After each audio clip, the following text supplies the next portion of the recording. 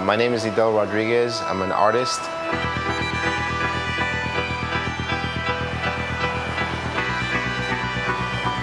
I'm originally from Havana, Cuba. I grew up in a small town called El Gabriel, about an hour south of Havana. I came here during the Mariel boat lift in 1980. What was happening in the 70s is that the dictatorship and the oppression in Cuba had become to such degree that if you were not within the revolution, you could not live there. Their slogan was, within the revolution, everything; outside the revolution, nothing. So if you did anything to oppose the revolution or criticize it, you were banned from work, you could not go to school, things of that sort. You know, when you're a kid, soldiers and things of that sort are very influential. So I became very fascinated with the graphics of the revolution at that time. These are some of the other graphics that were around my town. I lived in a small town, and we're surrounded by billboards, graphics, things promoting the revolution, slogans. This slogan, for example, means socialism or death. So as a child, when you're looking at this kind of propaganda, it does have a pretty big effect on you. Coloring is something that I always had in my work that I think just came from my culture and my background. The colors that I used were very strong and very saturated. I never thought about it. That's just the way I see things. That's the way I do things. Studying fine arts, you're not told what to do. You're told you have to figure out what you want to paint. And then that's when you start thinking more about your identity, where you come from, where you might get ideas from. And that's when I started thinking more about Cuba and using it in my artwork. On my work, I'm very aggressive and very direct. I'm not going to sit back and just accept what's happening. I'm going to fight with what I have right now, which is my work. But the thing that I've gotten mostly known lately for are magazine covers. I've done about 150 magazine covers. Here are some of them. Here's one on Mao. The one on the right was done when they killed Osama bin Laden. The first time that I noticed a magazine cover could have a lot of impact was when I did this cover for Communication Arts. They were doing a special issue on Cuban design, and this idea popped into my head. What was happening with the image of Che, how Che had become a brand, how we were trying to be as sort of rebellious and revolutionary as Che, but Che itself in Cuba was becoming a brand. If you go to Cuba, you can buy Che wallets, which is kind of ironic, Che shirts. It was pretty disgusting when you go there. You're like, wait, what's going on here? So I decided to just take these two things and put them together. So I did this cover, and it became a very big cover worldwide. It started a lot of discussions at that time on blogs. It's the highest selling magazine issue that Communication Arts has done. And also it ended up in Cuba. Doing this to Cuba, to Che in Cuba is very dangerous, very complicated. So people that I met later on told me that they would just put it in a paper bag and like pass it around to their friends because they could not show this in public. Another project that I started doing was a project in 2014 on ISIS. I started seeing how ISIS was kind of taking over territory, and it was a story that I didn't think people were really paying attention to.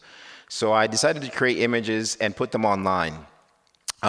They became these viral images. About every week I would put up an image, and it was shared widely on Twitter, on Facebook, on social media. And I wanted to take a story that we were ignoring, and in 2016 or so, I started seeing what was happening in this country and seeing the similarities of extremism between one side and the other. Yes, going from there to here is a stretch, but in 2016 it was a stretch.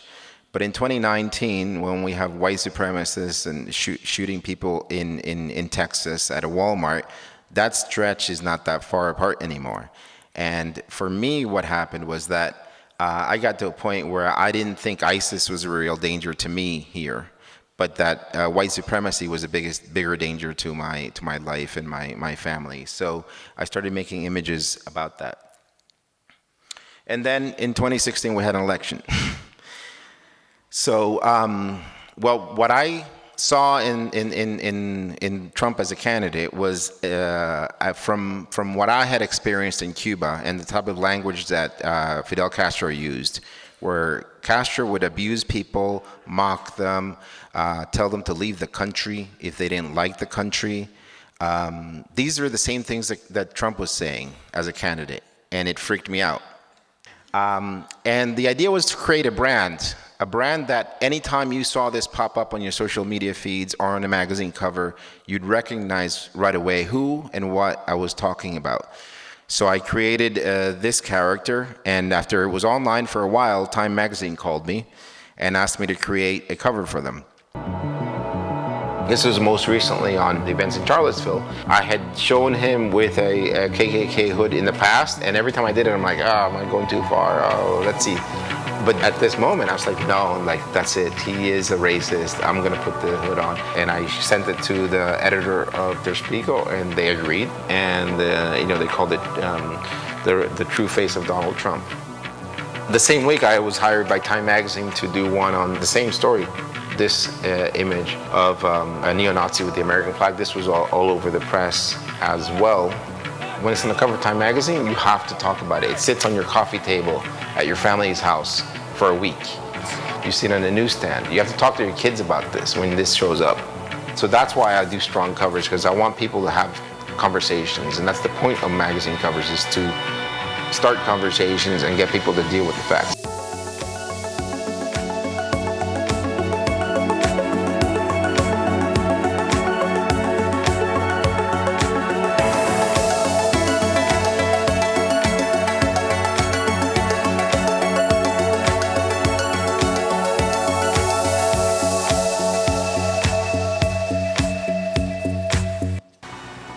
And then I didn't return to Cuba until 1994. That was a big shock, because 14 years later, I arrived in Cuba, and it was 10 times worse than how we had left. That's when it hit me. Wow, my life really did change completely because my parents took this turn, this decision to leave. Which brings me to this. This was just said a couple days ago, and when I heard this, I was driving the car and I was listening to the impeachment hearings on the radio, and Vindman said this. I started welling up, crying. I had to pull over, because this is the thing that I tell my father every time I see my father, okay? I say, Dad, that I'm sitting here today in the U.S. Capitol is proof that you made the right decision 40 years ago to leave the Soviet Union, come to America in search of a better life for our family. Do not worry, I will be fine telling the truth. I've been warned by my family so many times to stop doing what I'm doing. And this is what I tell them. I said, no, this is the reason you brought me here, to speak, okay? And if I don't speak, I'm not honoring what you guys did. So to hear someone at the impeachment hearings say the same thing was very powerful to me.